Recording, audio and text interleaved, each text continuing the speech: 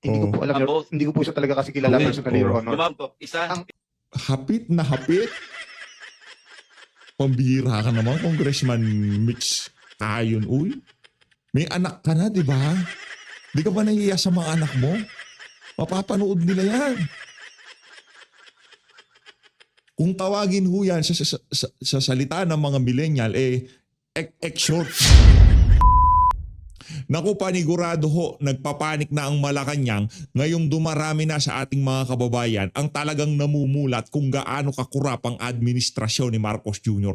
Papanoorin ho natin ang ating mga kababayan na sinalanta ng bagyo. Yan ho ang kanilang mga video. No? Pagkatapos ho nating pinanood yan, syempre direkta ho tayo doon sa mga congressman. Isa sa mga congressman na makakasuhan dahil sa napakalupit na korupsyon na nangyayari ngayon sa ating bansa. At syempre, kauna-una ang press con ho ito ni Anticler ngayong linggo kaya hindi ho maaari na hindi ho natin yan re-reakan. Pero bago ang lahat ng yan, sa like at sa subscribe, masaya na ho tayo yan sa mga gusto sumali sa ating community. Yung join button, nandyan lang ho sa baba. At sa mga nahirap mag-subscribe dyan, i-like and share. I-like and share nyo na lang ho itong video. Hay na nga, umpisahan ho natin ang ating talakayan. Sana sa pagpapalabas natin ng mga video na to marami pa sa ating mga kababayan ang mabuksan ng kaisipan na kung gaano kakurap at kawalang kwentang leader itong si Marcos Jr. No? Sana sa mga susunod na pagkilos, paglalabas ng saloobin dito sa gobyerno na to, makisa ang marami sa ating mga kababayan. Yan nung kinakasang malawakang pagkilos ng mga kababayan nating INC, tayo ho makidalo, makisangkot, ika nga sumali para maipakita natin dito sa administrasyon na to na hindi na ho tayo natutuwa sa kanilang mga pinagkagawa. Panoorin ho natin ito mga kababayan. Grabe yan, no? At least 4 motions filed by the defense. We can start with the... Grabe naman ho yan. Tignan nyo naman yan mga kababayan. Ibang klase ho, yun, no?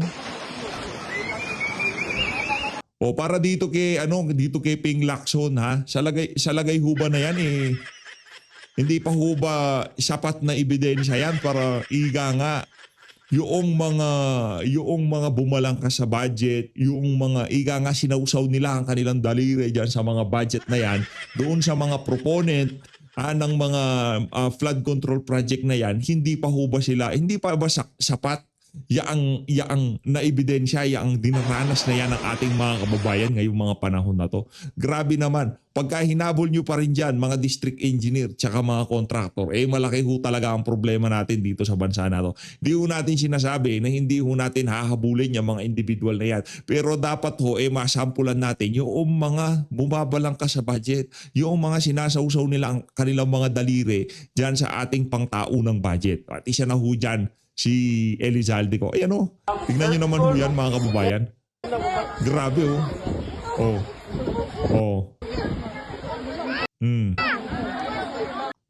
Yan ho ang dinaranas ng ating mga kababayan ngayong mga panahon na to. Nasa taas ho sila ng bubungan habang yung mga totoong mesala dito sa dinaranas na to ng ating mga kababayan. Nasa Spain ho sila.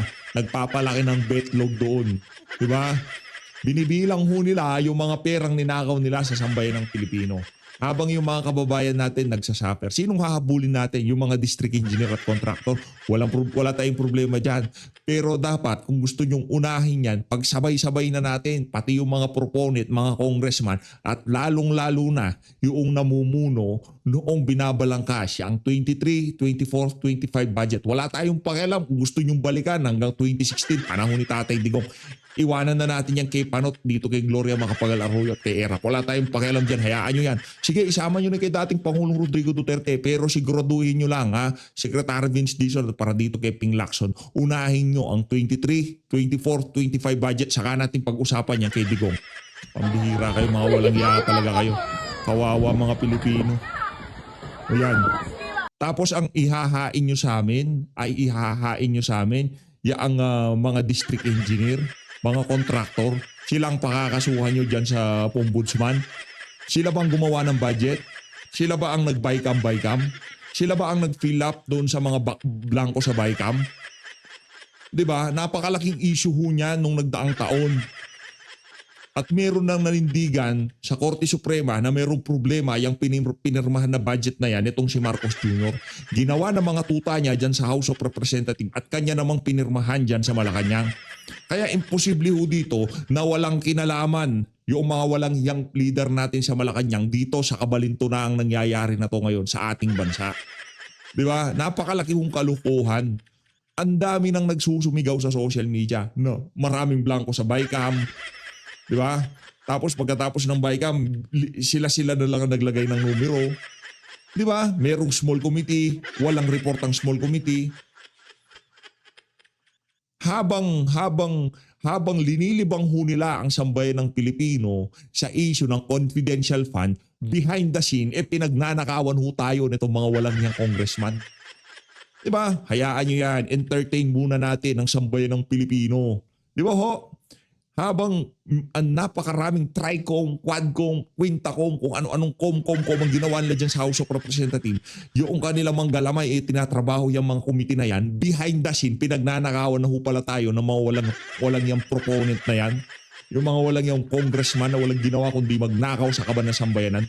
Wala tayong pinapangalanan pero kilala nyo ho kung sino yung ating mga tinutukoy dito. At yung isa dyan, gusto pang magpresidente sa 2028.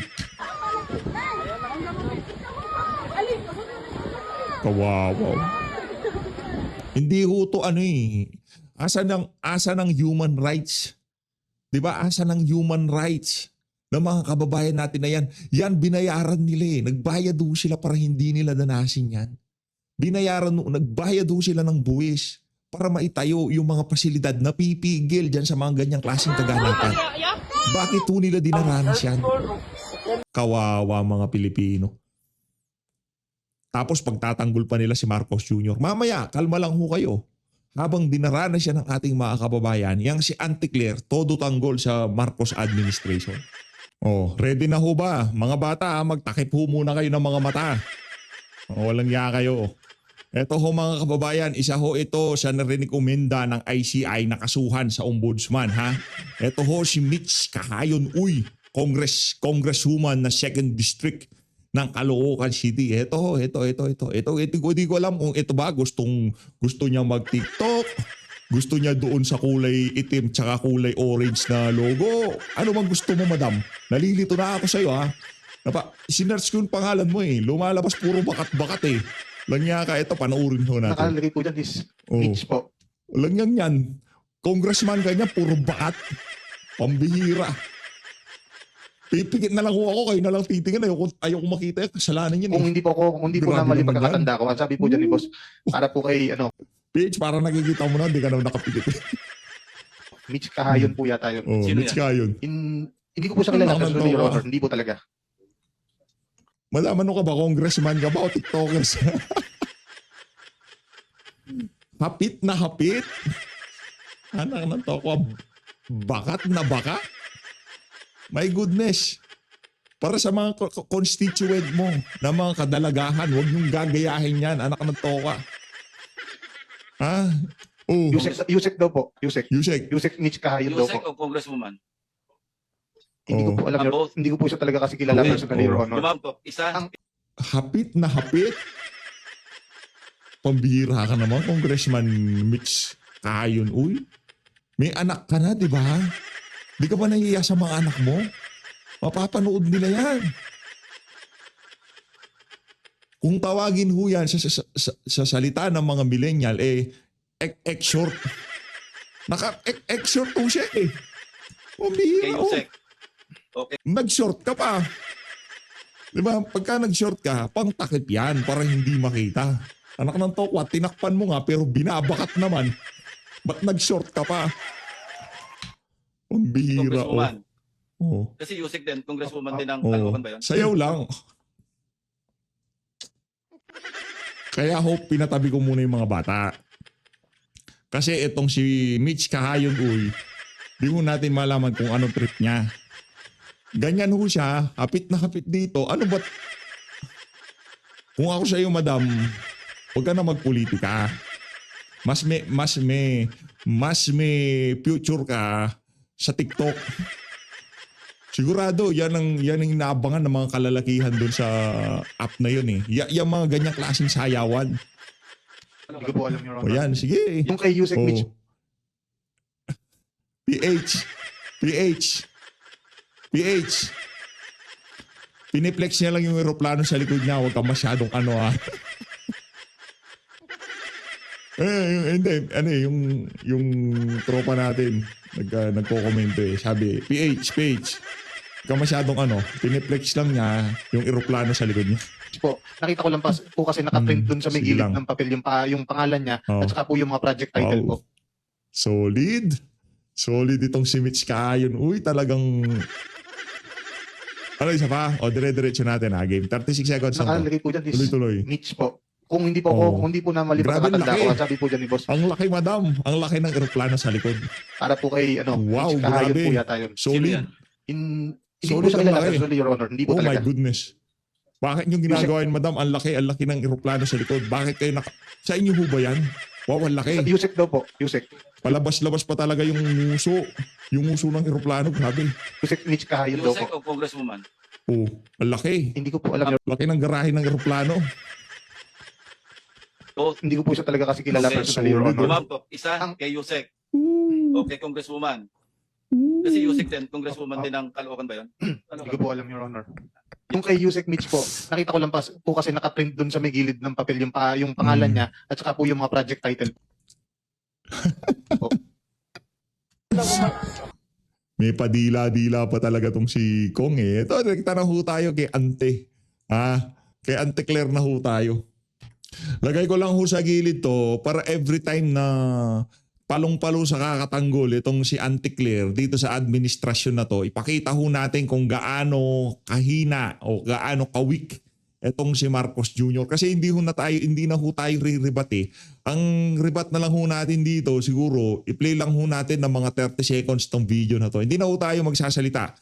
Itong video na ho ang magkukwento, magsasabi kung napaka-epektibong presidente ng ating presidenteng Marcos Jr. na bangag. Ito. Game. Siya na natin. Anticler, ready ka na ba?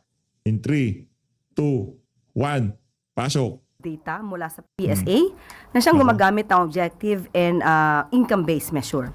So sa ating pagkakaalam, at ito naman yung nasa datos na rin po, ang Pangulo po at ang administrasyon na ito ay talagang gumaganap para po maiangat ang buhay ng bawat Pilipino. Nandiyan po ang report na meron po tayong 96.1% na pagtaas. Employment rate po natin ay nasa 96.1%. At pati po ang inflation rate, 1.7%. Ito po ay within the projected target ng 2 to 4%. At nandyan din po ang programa ng DSWD, yung walang gutom, kung saan po sinasabi niyo yung hunger among beneficiaries drops 7.2%. Nandyan din po ang Kalahi CIDSS na programa ng DSWD. Ang tawag dito ay Kapit Bisig Laban sa Kahirapan, Comprehensive and Integrated Delivery of Social Services. Kasama na rin po ang Sustainable Livelihood Program ng DSWD. At alam din po natin na 860,471 members na po ng 4Ps ang gumraduate. At sila po ay, kumbaga, ay nakagraduate na sa kanilang kahirapan at sila po ay naalis na sa 4Ps program. But still, magpapatuloy pa rin po ang Pangulo at ang administrasyon na mapagaan pa po ang kabuhayan ng bawat Pilipino. One follow-up lang po. Yeah. But ma'am, how does Follow. the palace view this na ganito pa rin po yung numero ng mga nagsasabing sila ay mahirap despite po yung efforts ng government na ibaba ang presyo ng mga bilihin, nagpapatupad Brad, di ka na makakapasok ulit dyan sa Malacanang press cartel kung ganyan ka magtanong. Huling tanong mo na yan, ha? ng wage hike per regions, and you mentioned mataas ang employment rate natin, and other steps are ginagawa po ng government. Kaya nga po aaralin po ito dahil sabi nga po natin ang SWS survey ay subjective po. Subjective indicator of well-being. So mas gugustuhin po natin na makita yung pinaka-official data from the PSA, but still hindi po naman ito magbibingi-bingihan ng gobyerno at lahat naman po ng ating madidinig ay pakinggan po para mas maging maganda pa po ang serbisyo ng pamahalaan sa ating mga kababayan. Sunod na tanong mula kay Maricel Halili, TV5.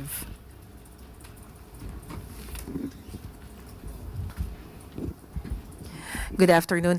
Ma'am, former Solgen Hilbay mentioned that there's no need to have another law if the purpose is to ensure independence of the Independent Commission for Infrastructure and to add more power. He feels that it's ignorant and it's impractical. Does Malacanang share the same view? Doon po siguro sa sinasabi niya na hindi kakailanganin pa ng another ng batas to create another independent commission to investigate the anomalous flood control projects. May punto po si former Solgen Hilbay. Yeah, At may punto. hindi po ba nung una pa lamang nung ginawa ng Pangulo through EO 94, itong independent commission nagsasabi na hindi ba nadodoble ang trabaho nito dahil may ombudsman na, may DOJ pa. Yeah. At pero sa paningin po kasi ng Pangulo ay kailangan po ng makakatulong na makapag-gather ng mga dokumento para mas mapabilis ang pag-iimbestiga ng DOJ saka ng ombudsman. So kung Anak ng toko, trabaho ng DOJ at ombudsman yun, ano mapabilis? Eh, di bilisan nila. Di ba? Yung mga palusot nitong si Anti-Clear Kesyo daw para mapabilis. Ito, ipi-play ko na to 3 seconds lang. 1, 2, 3. Asa na yung mapabilis? Ba't mapahanggang sa ngayon nasa taas ng bubungan yung ating mga kababayan? Yan ba yung mapabilis? Asa na yung mapabilis? Meron na hubang nakulong? Dahil sa dahil sa rampant corruption na nangyayari sa administrasyon nitong si Bangag. Wala pa hong napapabilis dito Wala pa napapabilis. mag-create muli ng panibagong independent body, baka nga po magkaroon na lang ng redundancy. At may punto po siya sa ganong May punto. mensahe. So does it mean that Malacanang does not support yung proposal for an Independent People's Commission? Depende po yan. Kung ano po ang nailagay sa bill at ito'y aaraling mabuti at kung ito'y maipapasa naman nila na sa batas, wala naman po magagawa ang Pangulo dyan dahil yan naman po ang trabaho ng mga mababatas natin, magpasa ng batas. Sunod na tanong mula kay Ivy Reyes, Bilyonaryo.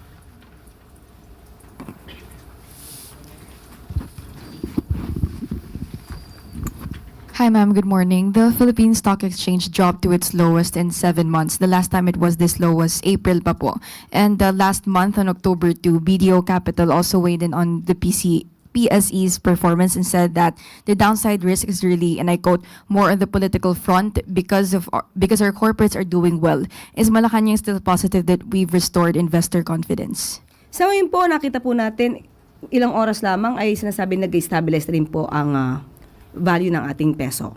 So, confident pa rin po na ito ay malalagpasan ng ating gobyerno. Unang-una po dahil nandyan din po ang mga tulong ng BPOs, nandyan din po ang tulong ng OFWs.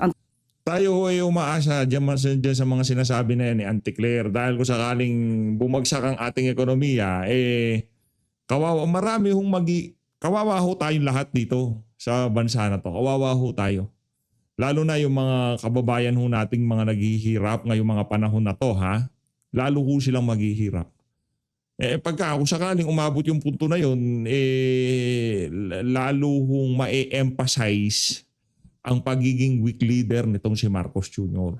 Kaya ang mangyayari ho dito mga kababayan, pagka hindi nila napakarami hong nakaatang na tabak sa mga ulo nitong mga walang yang to Merong issue ng flood control na kung saan napakapangit ng pag-handle nila. Hindi nila malaman kung paano nila mariresolve itong mga kabalbala na to, di ba? O ngayon ito na namang ekonomiya. Alin ba unang mawawala? Alin ba unang babagsak? Administrasyon ni Marcos Jr. o ang ekonomiya natin? Doon ho paunahan lang tong dalawa na to base sa trajectory ng dalawang bagay na to, ang ating ekonomiya at ang administrasyon nitong si Bangag. Ngayon, para masalba ho natin to, itong ang ekonomiya o ang ating pamahalaan, dalawang bagay lang ho yan mga kababayan. Isang bagay lang ho yan. Pag nagbitiw si Marcos Jr., malamang sa malamang. Kung yung papalit, kasing galing nitong si dating Pangulong Rodrigo Duterte, maibabalik ho sa tamang landas itong bansa na to. Maraming hindi sasang-ayon dyan. Kasi bilib na bilib ho sila dito kay Marcos Jr. o di naman ho kaya sa mga pinklawan o dilawan. Pero kung ating titingnan, administrasyon ni Noynoy Aquino at nitong si Marcos Jr., wala hong kaibahan yan. Iisa lang ho yan. Di ba? Mama Sapano, DAP-PDAP, ngayon naman dito sa issue ng flood control. Ganyan na ganyan. Parang deja vu. Ngayon, makikita nyo na ho, yung kung tawagin nila history repeats itself. Yun na. Dahil yung mga nakaupo ay puro dilawan at pinklawan, pinamumunuan ho sila ng anak ng isang diktador. Yun ho ang nangyayari sa ating bansa. Kung anong nangyari sa panahon nitong si Noynoy Aquino, yun ho ang nangyayari ngayong mga panahon na to. At yan hindi ho chismis yan. Hindi ho tayo nagkukwento dito ng mga technical analysis sa ekonomiya o sa kung ano pa man. Doon lang ho sa presyo ng mga produktong petrolyo at mga basic goods sa ating bansa ay masasabi na natin na talagang palubog ho ang ating ekonomiya. Nga dati pag nagdala ka ng 500 piso, medyo marami-rami ka nang mabibili. Pagka bibili ka sa wet market, pag lang sa mall, wag ka bibili sa mall kasi mahal talaga dyan eh. Diba? Yung kangkong na siyang tali sa mall, nagkakalaga yan, let's say, 50 pesos. Punta ka sa wet market, punta ka sa talipapa, 15 pesos lang yan. Huwag kang pupunta dyan. Dati yung 500 piso mo, pag nagpunta ka ng wet market, meron ka na sigurong 1 kilong manok, meron ka ng 2 bundle ng kangkong, meron ka ng panggisa o kung ano pa man. Ika nga, solve ka na. Kahit na minimum earner ka lang, laban-laban na. Kasi yung 500 mo, hanggang bukas, makakain mo na. Basta nagluluto ka sa bahay. Pero ngayon, yung 500 nyo mga kababayan, anak ng toka, bumili ako ng gabi kanina. Siguro gaganyang kalalaki, gabi. 45 pesos. Nasa wet market na ho ako nun Kasi siyempre nagtitipid ho tayo. Mahirap ang buhay ngayon. Diba? Punta ho tayo ng wet market. Gabi, bumili ho tayo kasi merong tirang 3 hiwa ng baboy. Ngayon, gusto nating isigang Magsisinigang tayo. Siyempre may gabi dapat. Diba? Lalagyan natin ng gabi. Ganito kalaking gabi. As in, ganito kalaking gabi. Kasi tayo, paborito natin yan. Pagka magsinigang, dapat merong gabi yan. Ganito kalaking gabi. 45 pesos. Nagulat ako. Gusto kong iba to dun siya nagtitinda. 45 pesos. Siya 45, 15 pesos na. Doon ho natin naramdaman kasi hindi naman ho tayo namamalingke. Napilitan ho tayo lumabas. No? Doon ho natin naramdaman. Tipong may kurot sa puso. 50 pesos ang dala ko Ba't ito lang dala ko? Diba? Dati yung 50 pesos mo, isang ulam yon sa karinderya.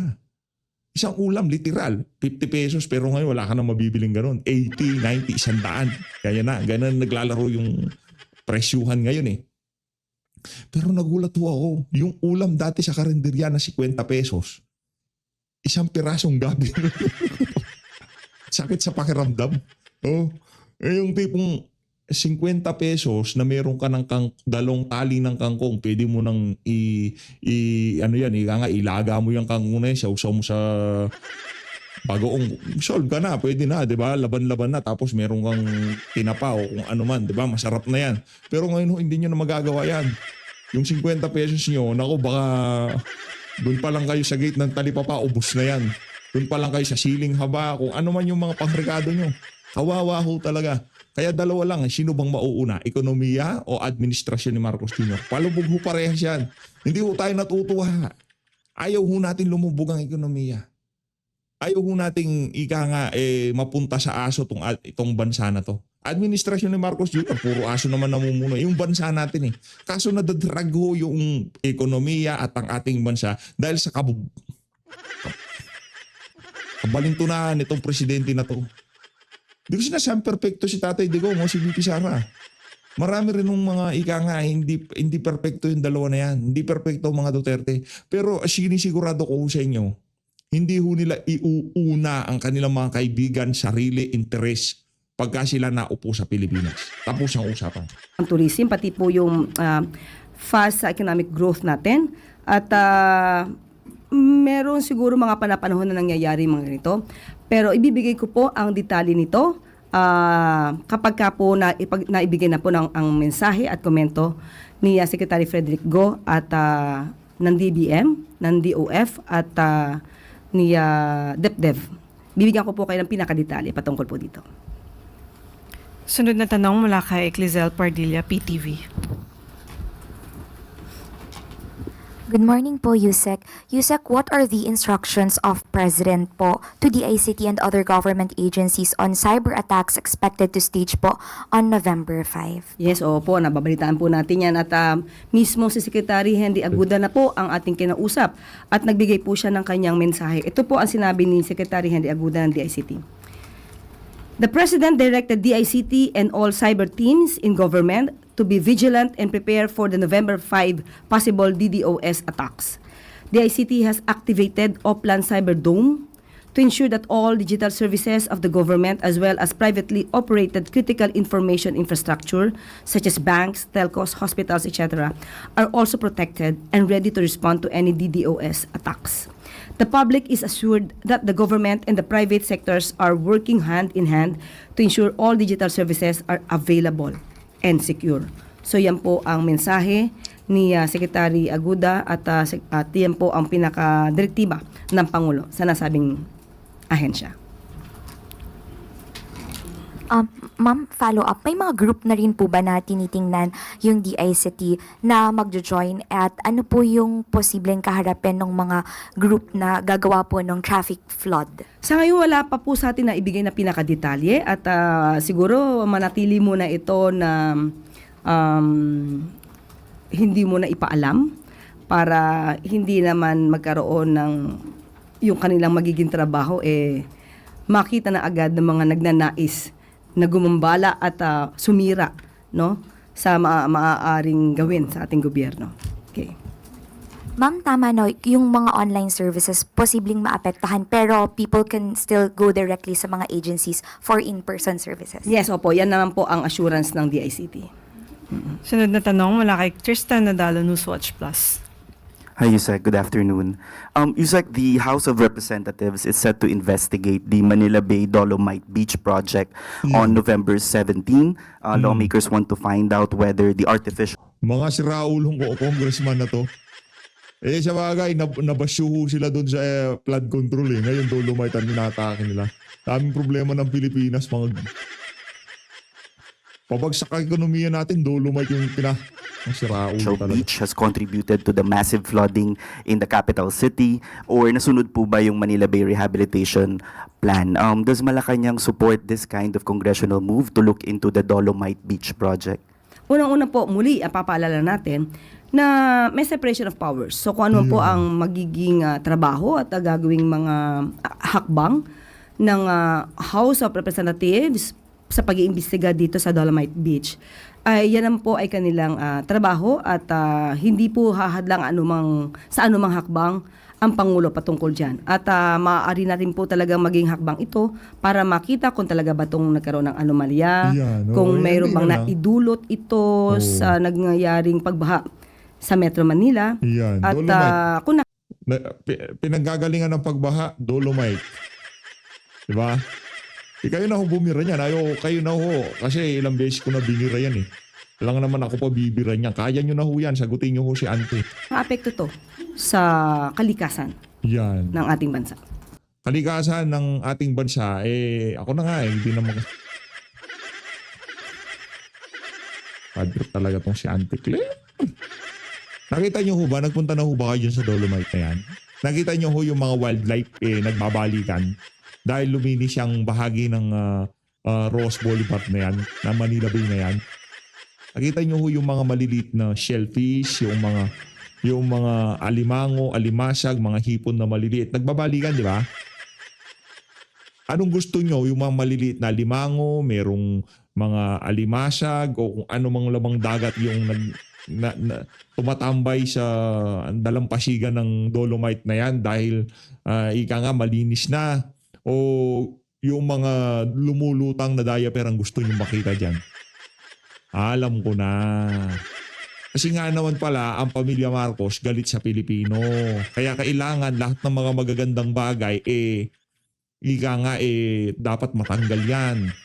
Diba? Flood control, dapat hindi mabahaan ng mga Pilipino. Dapat matanggal yan. Dapat puro baha ang Pilipinas. Dapat walang magandang makitang lugar ang mga Pilipino. O Dolomite Beach, tanggalin yan. Ganyan ho puro pahirap sa ating mga kababayan ang hinatid ng administrasyon na to. Ano bang kaginhawa ang hinatid ng administrasyon na to mula nung naluklok sila sa pwesto? Sige nga, 20 pesos na bigas. Asa na? Pakain ko lahat kay Auntie Claire.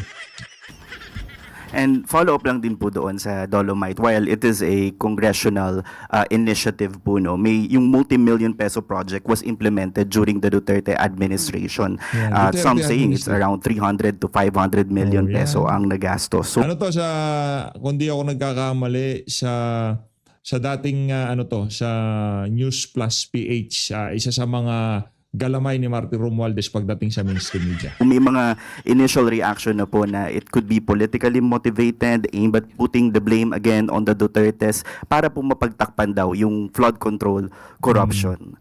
Hindi naman po ibig sabihin na kapag ka po iniimbestigahan ang mga proyekto na nakaraang administrasyon, ito'y pamumulitika lamang.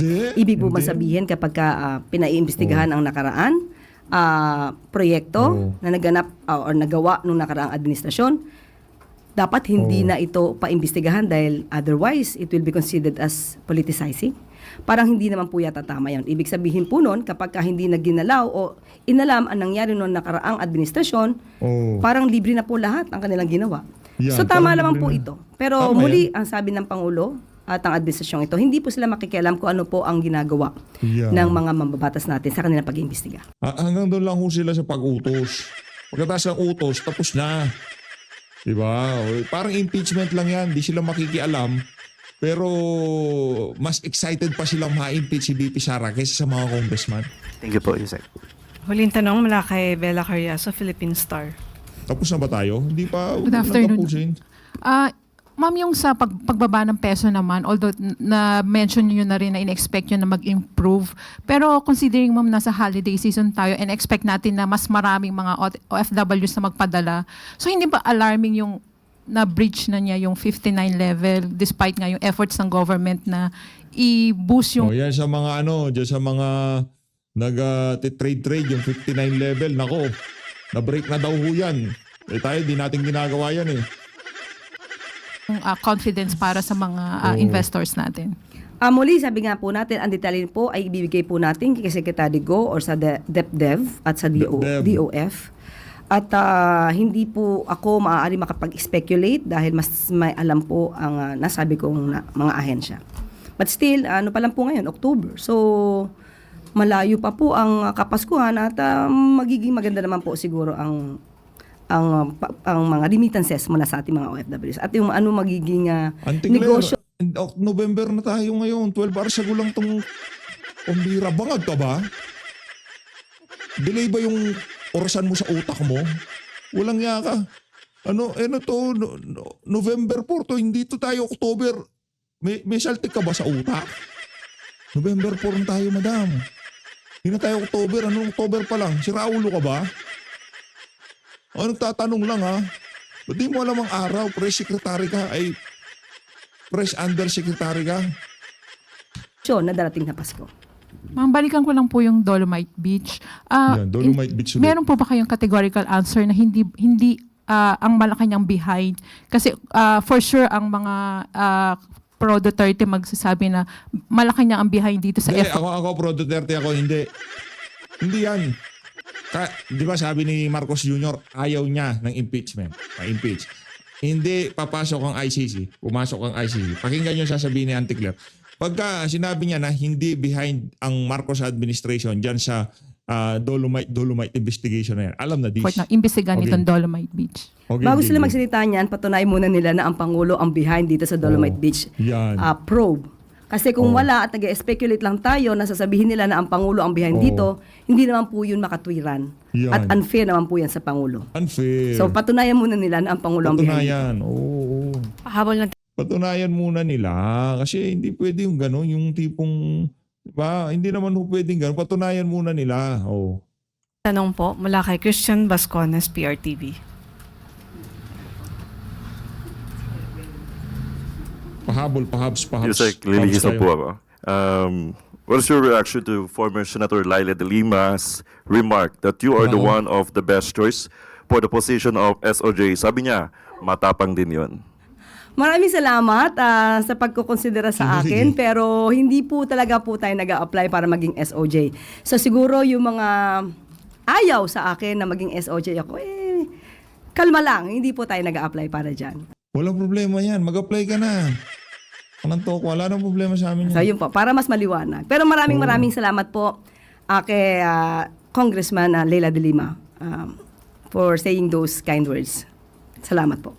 Huling tanong mula kay Vance Fernandez, Police Files. Huling tanong.